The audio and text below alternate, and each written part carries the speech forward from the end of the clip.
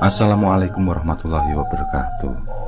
Selamat datang kembali di channel Pen Invasion, channel yang menyuguhkan video cerita bergambar seputar misteri. Simak terus video dari kami.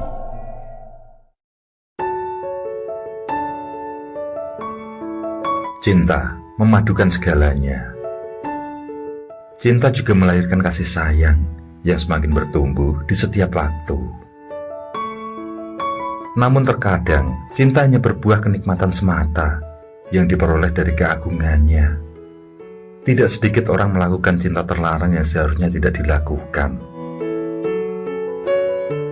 Tapi demi penuhi hasrat serta kepentingan duniawi, seseorang akan berbuat menyimpang dari makna cinta yang sesungguhnya.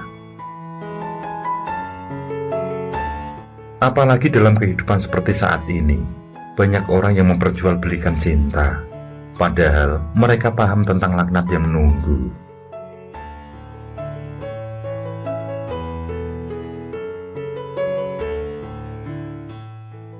Dan inilah kisah cinta tabu yang selama ini menjadi perdebatan di berbagai kalangan, terutama masyarakat awam. Inilah fakta dari penuturan seseorang yang menjalin hubungan cinta dengan makhluk alam lain.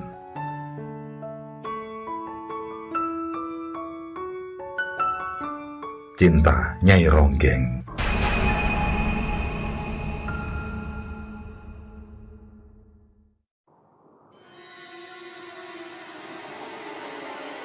Dia bernama Bagir.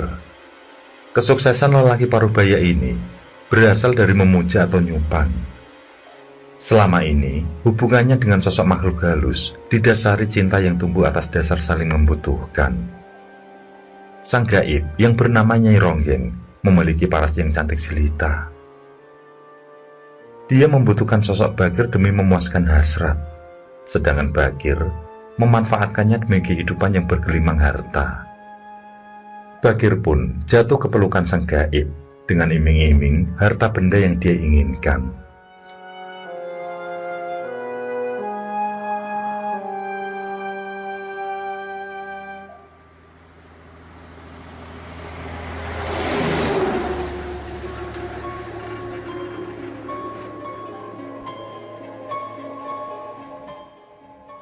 Persekutuan makhluk dari dua alam berbeda ini berawal ketika Bagir masih menjadi sopir truk pengangkut kopra. Suatu ketika, Bagir mendapat tugas dari juraganya untuk mengambil kelapa dari Banjarnegara menuju Sleman.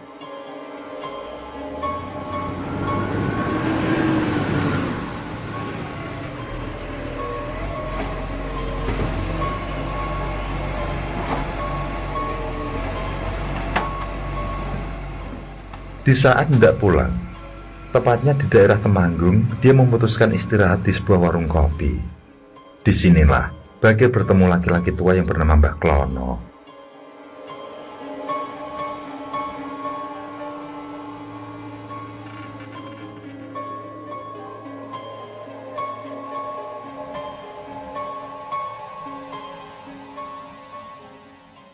Di tengah perbincangan, Mbah Klono memberitahukan kalau warga di daerah tersebut merasa resah dan takut jika malam menjelang. Hal itu dikarenakan ulah sosok makhluk halus yang berwujud wanita cantik. Sosok tersebut selalu menghadang laki-laki yang melintas di sekitaran. Tepatnya pada sebuah jembatan di sisi hutan jati. Menurut kabar yang beredar, sosok gaib itu sangatlah cantik dan mempesona. Namun gemulai tubuhnya sewaktu-waktu bisa berubah menjadi sangat mengerikan, menjadi sosok tua renta dengan bau yang tidak sedap.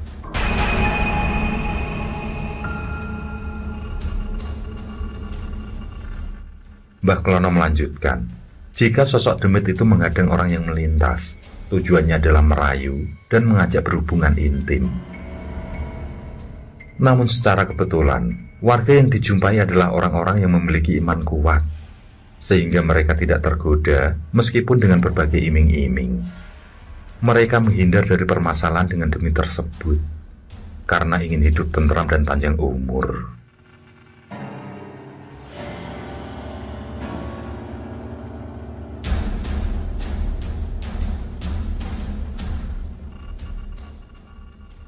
Nampaknya Penjelasan yang belum sempurna membuat Bakir masih bingung. Dia belum memahami maksud ucapan dari laki-laki tua yang baru dikenalnya itu. Hal tersebut semakin membuat keingintahuan Bakir. Dia merasa penasaran dengan sosok wanita cantik di jembatan tua itu. Dia pun terus mencecar Mbah Klono dengan pertanyaan serius.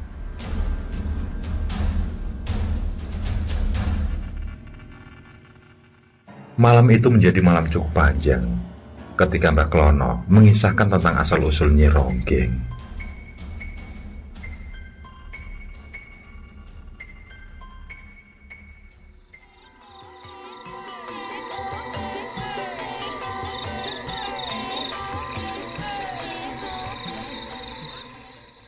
Cerita tentang Nyai Ronggeng diawali dengan seorang penari jaran kepang yang cantik dan elok rupanya.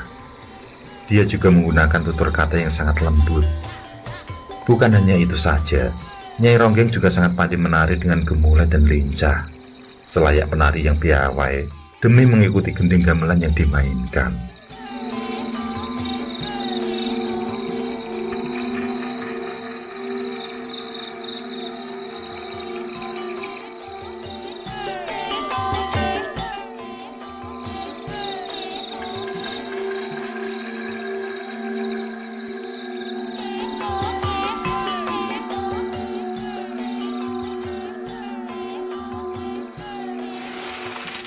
Itulah sosok Nyai Ronggeng yang mempunyai nama asli Seroja Purbaningrum.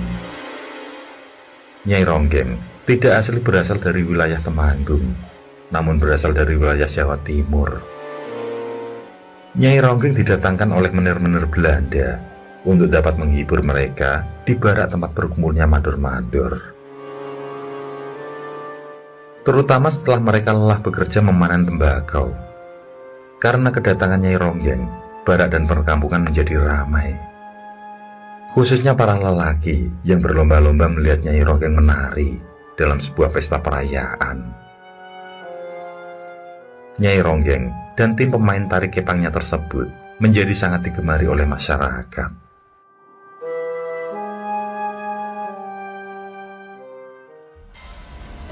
Namun pada suatu hari, Nyai Ronggeng tiba-tiba hilang ketika melewati jembatan sisi hutan jati.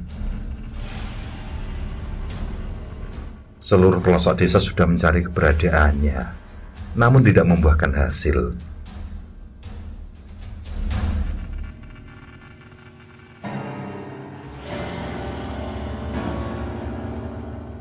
Ketika beberapa minggu menghilang, ada seorang petani yang kebingungan. Dengan berlari cemas memanggil para penduduk lainnya. Dia memberi kesaksian telah mencium bau busuk yang aneh di wilayah tembakau. Tidak seperti bau busuk hewan biasanya, akan tetapi bau tersebut sangat menyengat. Berbondong-bondong warga mencari sumber dari aroma busuk yang dimaksud. Mereka pun menuju lokasi sekitar jembatan sisi hutan dan mulai menyisir setiap sudutnya.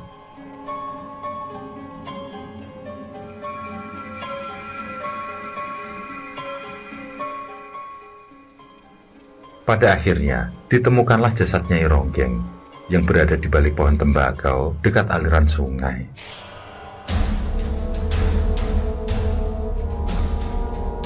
Jasadnya sudah tidak berbentuk. Warga mengenali dari selendang yang biasa ia kenakan untuk menari. Jasad Nyai Ronggeng itu pun dikebumikan di tempat itu juga, yang kemudian menjadi seperti ruang khusus yang disebut dengan petilasan.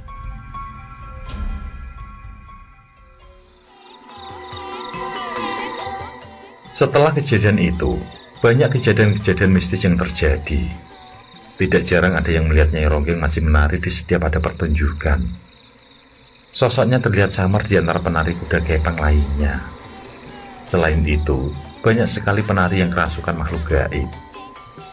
Di mana pada saat kerasukan itu, mereka menari sangat elok seperti gaya menari Nyai Ronggeng. Hingga semua hal mistis itu berakhir ketika Ramli ditemukan tewas.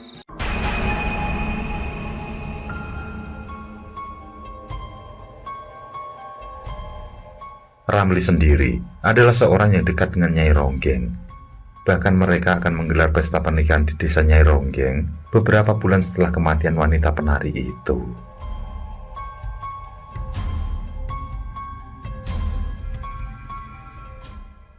Setelah ditelisik, diketahui kalau Ramli yang telah menghabisi kekasihnya itu. Saksi mata bernama Joko secara tidak sengaja melihat kejadian tersebut.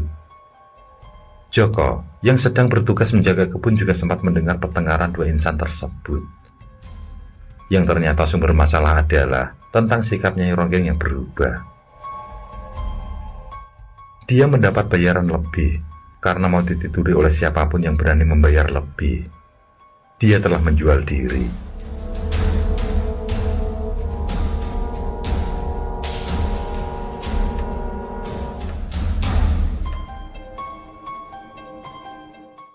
Ramli mengetahui hal itu dari seorang antek Belanda yang turut mencicipi tubuh mulus Nyai Ronggeng.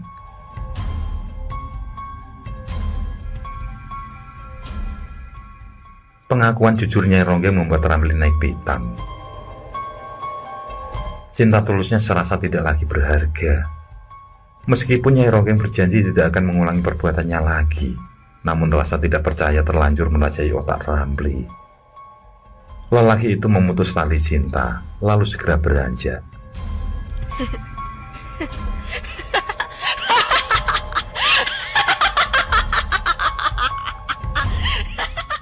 Namun Nyai Ronggeng justru tertawa terbahak dan mengucap sumpah serapah bahwa jika Ramli tidak jadi menikahinya, maka dia akan menjerat setiap pria untuk dijadikan pemuas nafsu. Mendengar itu, Ramli langsung mendorong Nyai Ronggeng hingga terjatuh dari jembatan.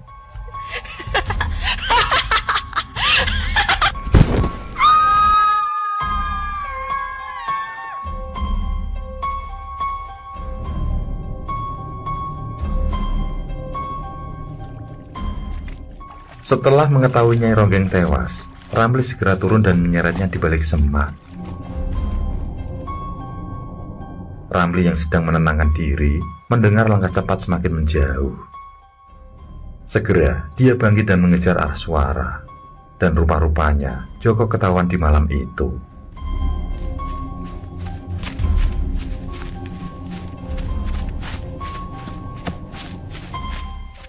Ramli langsung menangkap dan mengancam Joko.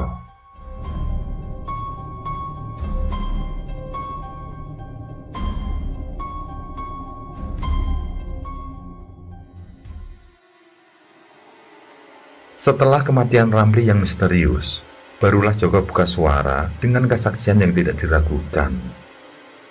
Di saat itu pula, kabar lain tentang Nyai Ronggeng terkuak. Ternyata sosok Nyai Ronggeng hanya ingin memuaskan nafsunya dalam berhubungan dengan para lelaki hidung belang. Dia tidak mengincar uang, namun ilmu susu yang dipakai mengharuskannya melakukan hubungan terlarang. Karena itulah kematian Nyai Ronggeng dianggap tidak sempurna. Ada susuk tingkat tinggi yang masih menguasai dirinya, sehingga membuatnya menyatu dengan iblis, seolah masih hidup dan abadi.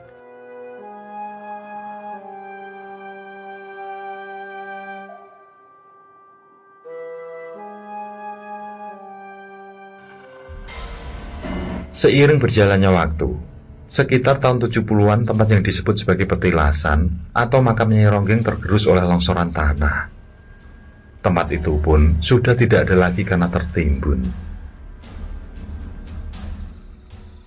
Dan semenjak itu pula, sering terjadi keanehan di sekitar lokasi. Penampakan sosok perempuan dengan selendang merah, berbaju selayak penari sering terlihat di jembatan dan area sekitar, termasuk pula di kawasan hutan. Menurut para pencari kayu bakar, mereka pernah bertemu dengan sosok wanita cantik.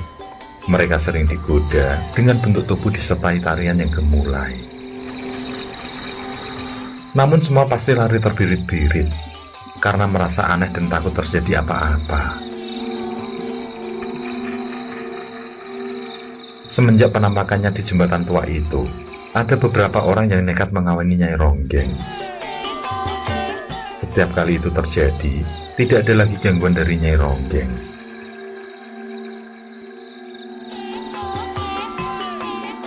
Namun setelah lebih 1 tahun, warga kembali dihebohkan dengan kemunculan Nyai Ronggeng. Mbah Klono melanjutkan tuturnya bahwa lelaki yang mengawininya akan hidup kaya raya berlimpah harta. Tapi setelah memiliki seorang anak, maka harus mempertanggungjawabkan anaknya di alam lain, sehingga Sukmanya harus tinggal di hutan jati untuk mengasuh anak tersebut. Setelah itu, Nyai Ronggeng akan mencari mangsa baru untuk pelampiasan.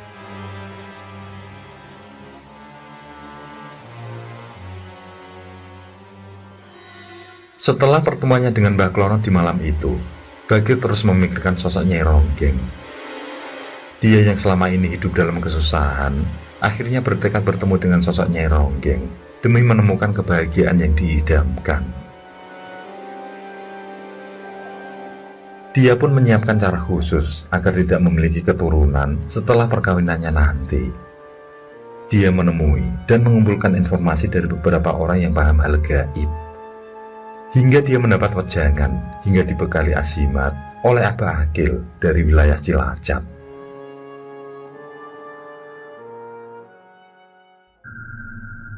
Atas petunjuk dari para sesepuh itu, pada malam Jumat Kliwon, Bagir berangkat menuju jembatan Tua Hutan Jati. Namun dia tidak kunjung ditemui setelah melakukan ritual.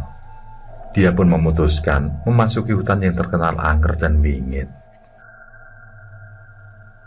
Di tengah gelapnya malam, Bagir berjalan menyelinap di antara rimbun pohon yang berusia ratusan tahun. Mulutnya terus kemat-kamit membaca mantra. Hingga akhirnya dia menemui sosok bayangan putih beberapa meter di hadapannya. Sesaat Bagir terkejut. Detak jantungnya berubah sangat cepat dan bulu kuduknya berdiri. Bahkan keringat dingin mulai membasahi jaket hitam yang dikenakan.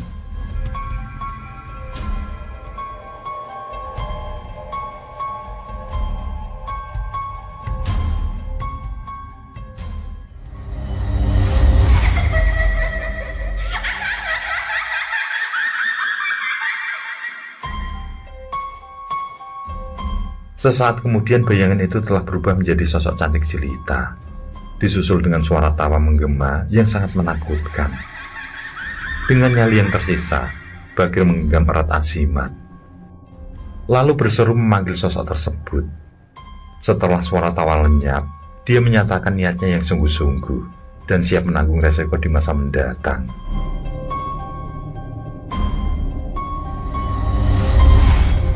Sosok di hadapannya kembali lenyap, namun berseru dengan suara menggema bahwa Bagir harus kembali tepat bulan purnama dengan membawa 3 butir telur ayam kampung putih mulus, bunga 3 warna, dan air 3 sumber.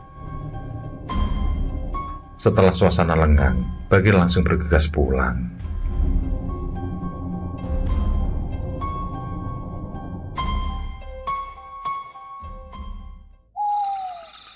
Malam itu pun tiba. Ketika purnama tepat di atas kepala, sinar merah menyala jatuh tepat di depan sesajen. Sinar itu kemudian berubah menjadi sosok Nyai Ronggeng, sangat cantik dan harum.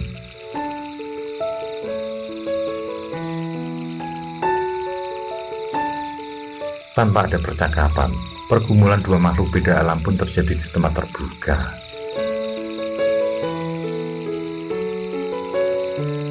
Tanpa sepengetahuan Bagir, di sana mereka disaksikan oleh bangsa demit lain yang menjadi saksi atas perkawinan mereka.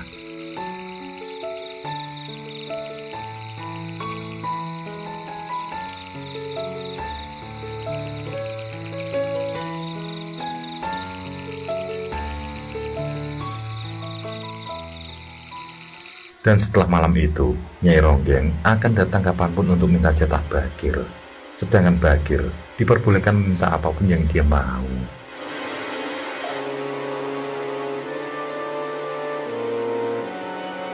Dan setiap kali terjadi hubungan intim, Bagir selalu tersenyum lebar karena menemukan sekepok uang di balik bajunya yang berserakan.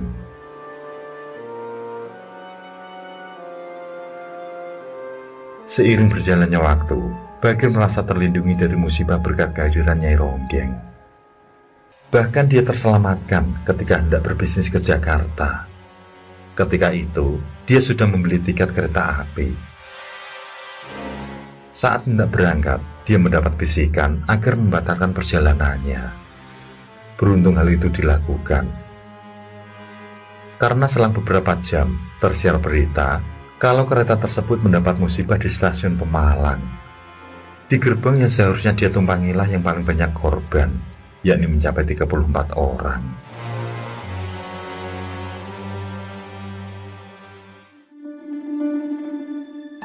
Kini, Bagir yang telah parubaya dan menekuni bisnis ekspedisi telah menikmati semua kenikmatan dunia.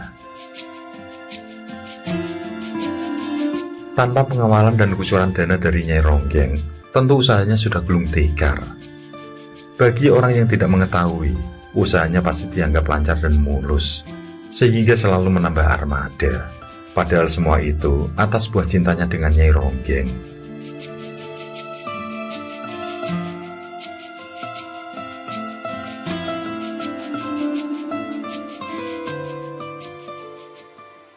Tapi dia sering merenung karena tidak memiliki istri dan tidak boleh memiliki anak angkat. Dia terus dirundung rasa khawatir dan tidak tenang. Hingga kapan dia akan terus seperti itu? Hingga kapan pula Bagir bisa mempertahankan untuk tidak memiliki anak dari perkawinannya dengan Nyai Ronggeng? Karena jika hal itu terjadi, maka usahlah apa yang ia miliki, termasuk nyawanya. Pertanyaan demi pertanyaan terus menghantui hari-hari Bagir hingga saat ini.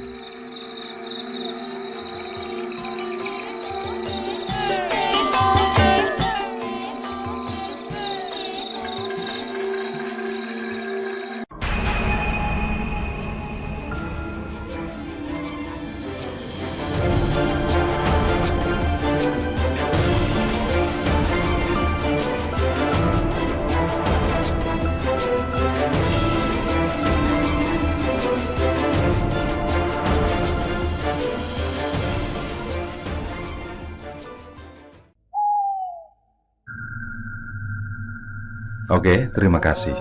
Semoga kawan-kawan terhibur, dan untuk ke depan, semoga channel ini bisa lebih baik lagi. Akhirul kalam, wassalamualaikum warahmatullahi wabarakatuh. Sesandingan hormat kalingili, lakukan di muka